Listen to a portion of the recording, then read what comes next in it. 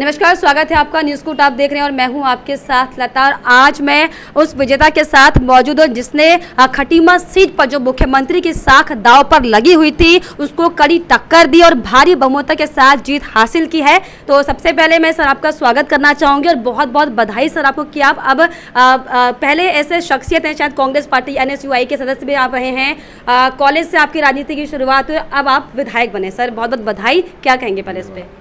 मैं पहले तो खटीमा की सम्मानित जनता का धन्यवाद करूंगा कि उन लोगों ने इतना बहुमत देकर मुझे इस जगह पर बिठाया और एक बड़ी जिम्मेदारी मुझे दी है। और मैं आपके चैनल के माध्यम से ये अपनी महान जनता को कहना चाहूँगा कि जो विश्वास उन्होंने मुझ पर जताया है, मैं उस पर प्रयास करूँगा कि आजीवन खरा उतरूँ और खटीमा की जो समस्याएँ हैं उनके लिए लगातार संघर्ष करूंगा और खटीमा को नंबर 1 विधानसभा बनाने के लिए काम करूंगा। बिल्कुल, वाकई लगातार जीतोड़ मेहनत आप लंबे समय से कर रहे थे। हालांकि तमाम आरोप कांग्रेस पार्टी पे यहाँ पर लगाए गए और अभी भी अगर हम बात करें तो हालांकि मुख्यमंत्री के नेतृत्व में भले ही राज्य में सरकार बनी लेकिन वो अपनी सीट हार गए, लेकिन आरोप लगातार यही आप पर लग रहे हैं कि प्रलोभन आपने दिया तब ये सीट सामने आई, आपने उनके जातिगत समीकरण को बिगाड़ दिया तब ये सीट आपके हाथ में आई। देखिए, अब बात प्रलोभन की करें तो मैं तो एक बहुत साधारण परिवार का व्यक्ति हूँ और मेरे घर में तो इतनी जगह भी नहीं है कि आज जो मुझे लोग बधाई देने आ रहे हैं तो 10-12 से 15 से ज़्यादा लोग बैठ सकें, ऐसी व्यवस्था भी नहीं है। ये तो पूरा खटीमा जानता है। तो प्रलोभन तो किसने दिया, इस बात पे अब चर्चा करना बेकार है क्योंकि खटीमा की जनता इस बात को जानती है कि प्रलोभन किसने दिया, क्या चुनाव की परिस्थितियाँ थी। और जनता के इस आभार, इस आशीर्वाद के लिए मैं जीवन भर आभारी रहूँगा। और देखिए, इंसानियत सबसे बड़ा धर्म है। चलिए सर, अब आप विधायक बन चुके हैं खटीमा के, है ना, तो अब सर आपको क्या लगता है ये प्रायोरिटी बेस में या पहला विजन आपका खटीमा के लिए क्या होगा कि अब मुझे इन चीज़ों में बदलाव करना, जो कि लगातार लंबे समय से कांग्रेस बदलाव का नारा अलापती आ रही थी, अब क्या बदलाव आप करेंगे अगर खटीमा क्षेत्र की हम बात करें? देखिए, आज सरकार भारतीय जनता पार्टी की है। हम तो सबसे पहले जो भी सत्र होगा, जो भी बात होगी, उसमें सबसे पहले ये कहेंगे कि कुछ भी व्यवस्था कर जो खटीमा महाविद्यालय की जो सीटें थी 3000 करीब एक वर्ष में एडमिशन होते थे, उसको वैसे ही सुचारू रूप से चलाया जाए जिससे कि एक साधारण परिवार का बच्चा भी ग्रेजुएशन कर सके। उसको बहुत सारे क्षेत्र में ऐसे बच्चे हैं, जाकर बड़ा दुख होता है कि जिनके 70% भी हैं, 60% भी हैं, लेकिन आज वो उच्च शिक्षा में एडमिशन नहीं ले पाए हैं क्योंकि सीटें 800 750 रह गई हैं और उनके पास इतने वो सक्षम नहीं है कि बच्चों को बाहर भेजकर ज़्यादा खर्चा कर पढ़ाई कर सकें। तो एक बड़ी समस्या है, अगर हमारा युवा आज शिक्षित नहीं होगा, उसकी शिक्षा पूरी नहीं होगी तो हमारा देश कैसे आगे बढ़ेगा। वहाँ के लोगों की शिकायतें भी लगातार, मैं खटीमा सीट को कवर भी करे थे, लोगों की लगातार यही शिकायतें थी कि जिस कॉलेज में अभी तक बहुत तादाद में भर्तियाँ यानी कि कॉलेज के एडमिशन होते थे, अब मात्र चुनिंदा एडमिशन होता है जिसकी वजह से बच्चों को बाहर जाना पड़ता है। और कई बच्चे ऐसे भी हैं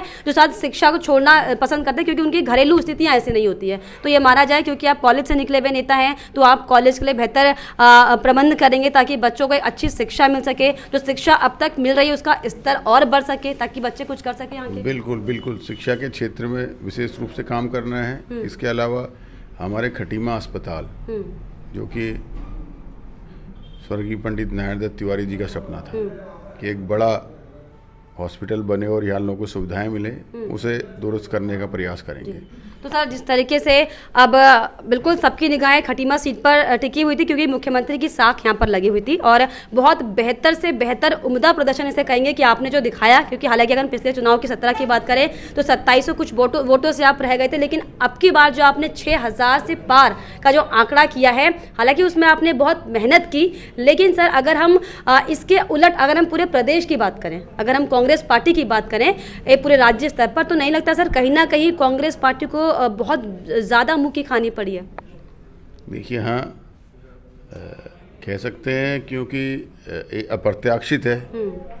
मैं भी इस बात को नहीं समझ पा रहा हूँ कि सारे ही लोग, मुझे लगता है कि भारतीय जनता पार्टी और सारे ही लोग इस बात को मान रहे थे कि बहुत संघर्ष की लड़ाई है और कांग्रेस अपर हैंड है, लेकिन अप्रत्याशित नतीजे आए हैं। अब इसका क्या कारण रहा, अब जो समीक्षा बैठक होगी उस पर चर्चा करेंगे और उसके बाद ही इस पर पता चल पाएगा कि क्या कारण रहे कि कांग्रेस जो है कि इतना पीछे रही, इस पर चर्चा करें। बिल्कुल सर, अभी आप विधायक विधानसभा के अभी सदस्य होंगे, तो आपके हिसाब से क्या लगता है कि अलग अलग पूरे देश की बात करें तो कांग्रेस सिमट चुकी है? अभी जो चुनाव हमने देखे 5 राज्यों में, उसमें 4 राज्यों में बीजेपी ने परचम लहराया, 1 में आम आदमी पार्टी ने। तो अब किस तरीके से मंथन आप सभी कीजिएगा ताकि जो अगला चुनाव है, अब 24 भी नज़दीक है, ऐसे में कांग्रेस पार्टी जो कहीं ख़त्म सी होती जा रही है, आप सर मानते हैं कि इस बात पर मंथन बहुत ज़्यादा ज़रूरी है? समय बहुत कम है क्योंकि आम आदमी पार्टी मैदान में आ चुकी है। देखिए, कांग्रेस पार्टी ख़त्म हो गई ये तो कहना गलत है, क्योंकि कांग्रेस एक विचार है, एक सोच है। कांग्रेस एक पार्टी नहीं है। कांग्रेस हिंदुस्तान की मिट्टी में मिली हुई पार्टी, हिंदुस्तान के कण कण में बसी हुई पार्टी है। राजनीति में अच्छा बुरा समय सबका आता है। अगर एक समय था जब कांग्रेस ही कांग्रेस थी, और 10 साल और 15 साल लगातार कई बार कांग्रेस की सरकारें रही हैं, तो ये उतार चढ़ाव राजनीति के पहलू हैं। तो सर आपको क्या लगता है जो मिथक टूटा उत्तराखंड में, हालांकि हम लगातार ये एक्सपेक्ट कर रहे थे, जो भी राजनीतिक विश्लेषण थे वो भी यही उम्मीद लगा के बैठे थे कि प्रदेश में कांग्रेस की सरकार आनी, क्योंकि एक पारंपरिक इतिहास रहा है उत्तराखंड के खासतौर पर। अगर हम बात करें, 1 साल बीजेपी और 1 साल कांग्रेस ने राज किया, और इस साल पूरी उम्मीद थी कि कांग्रेस पार्टी आएगी। तो कहीं ना कहीं कोई चूक हुई या फिर बीजेपी इतना बेहतर प्रदर्शन कर गई? क्या आप इसका कारण मानते हैं इसके पीछे?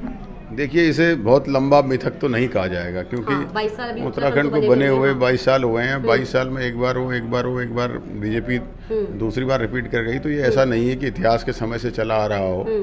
तो ये एक जनरल ओपिनियन लोगों की बन गई थी कि बारी बारी बदल रहे हैं, तो इस बार भी ऐसा ही होगा। तो ऐसा कोई मिथक नहीं है। हाँ, लेकिन ये सोचने का विषय है कि कांग्रेस जिस हिसाब का फीडबैक था उस हिसाब से क्यों नहीं जीती। क्योंकि एक्सपेक्टेड था कि जनता भी परिवर्तन चाह रही थी, लेकिन जो आखिर में नतीजे सबके सामने बहुत ज़्यादा चौंकाने वाले थे, क्योंकि कांग्रेस पार्टी बहुमत तो छोड़िए, अब 20 सीटें तक पार नहीं कर पाई, क्योंकि एक्सपेक्टेशन था कि परिवर्तन जनता चाह रही है। हाँ, जो हवा दिखाई पड़ रही थी, हवा दिखा पड़ रही थी, लेकिन क्यों हुआ, क्या हुआ, इस पे तो अब मंथन चिंतन करने के बाद ही निर्णय निकलेगा। और मैं तो अभी अपनी विधानसभा से बाहर भी अभी जा नहीं पाया हूँ।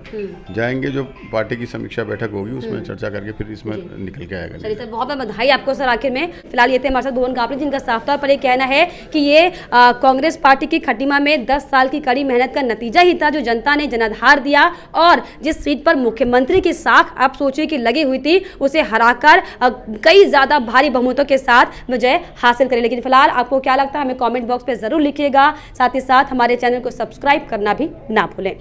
कैमरा गर्ल ज्योति के साथ मैं लता, न्यूज़ कोड।